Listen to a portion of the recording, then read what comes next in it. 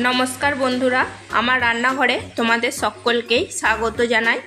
आज के आमी चले एसेछि आबारो एकटा रेसिपि निये।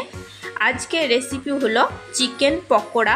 এই চিকেন পকোড়াগুলো খেতে কিন্তু ভীষণই টেস্টি হয় এবং খেতেও ভীষণ ভালো লাগে। চলো তাহলে চিকেন পকোড়া কিভাবে বানাই সেটা দেখে নেওয়া যাক। এখানে আমি 600 গ্রাম বোনলেস চিকেন নিয়েছি। চিকেনগুলোকে খুব বড় না, একটু ছোট ছোট করে কেটে নিয়েছি। আর এরকম ভাবে কেটে নিলে চিকেন পকোড়াগুলো খুব সুন্দরভাবে তৈরি করা যায়। এখন আমি এই চিকেনের মধ্যে দেব 1 চামচ গোলমরিচের গুঁড়ো, 1 চামচ চাট মশলা আর 1 চামচ ধনে জিরের গুঁড়ো, আর দেব 2 চামচ শুকনো লাল লঙ্কার গুঁড়ো। তোমরা চাইলে এটা দিতেও পারো আবার নাও দিতে পারো, পছন্দ অনুযায়ী ঝাল দিয়ে নেবে। আর দেব টেস্ট অনুযায়ী লবণ আর একটা পাতি লেবুর রস। আমি পাতি লেবু কেটে রসটা বের করে নিয়ে দিয়ে দিয়েছি। এখন আমি এগুলোকে খুব ভালো করে ম্যারিনেট করে নেব। আমি খুব ছোট্ট ভিডিও বানাই, প্লিজ বন্ধুরা ভিডিওটিকে স্কিপ না করে শুরু থেকে শেষ পর্যন্ত দেখার জন্য অনুরোধ রইল। ভালো করে ম্যারিনেট করে নেওয়ার পর আমি এটাকে 20 মিনিট রেস্টে রেখে দেব ঢাকা দিয়ে। 20 মিনিট ঢাকা দিয়ে রেখে দেওয়ার পর এখন দিচ্ছি 4 টেবিল চামচ কর্নফ্লাওয়ার দেব,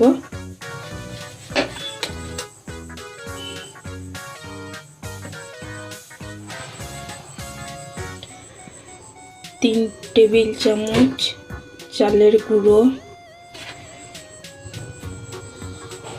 আর একটা ডিম ফাটিয়ে দিয়ে দিলাম, 2টো পেঁয়াজ কুচো,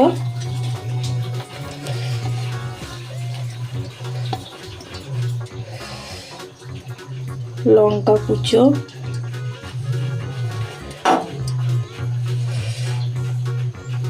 1 মুঠো ধনে পাতা কুচো,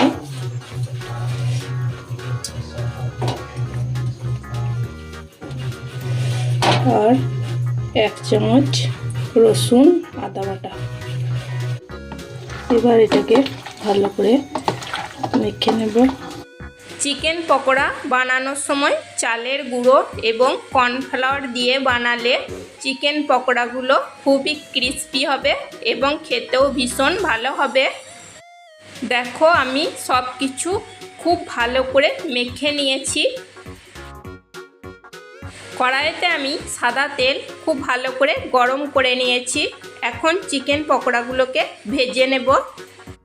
আমার চিকেন পকোড়া বানানো যদি তোমাদের ভালো লেগে থাকে তাহলে একটা লাইক, কমেন্ট, শেয়ার আর সাবস্ক্রাইব করে আমার এই ছোট্ট চ্যানেলটির পাশে থাকবে।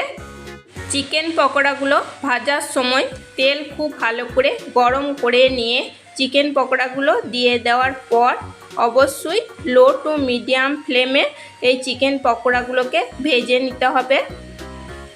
চিকেন পকোড়াগুলোকে সব দেওয়া হয়ে গেছে। এখন আমি নিচের দিকটা একটু ভাজা হয়ে গেলে উল্টে নেব।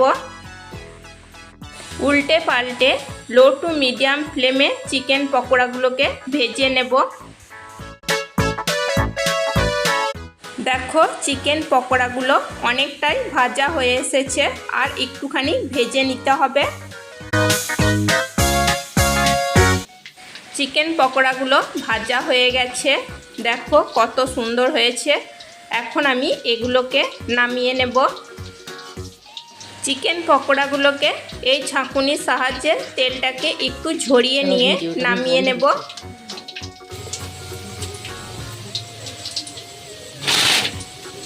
বন্ধুরা আওয়াজ শুনেই বুঝতে পারছো চিকেন পকোড়াগুলো কতটা মুচমুচে হয়েছে।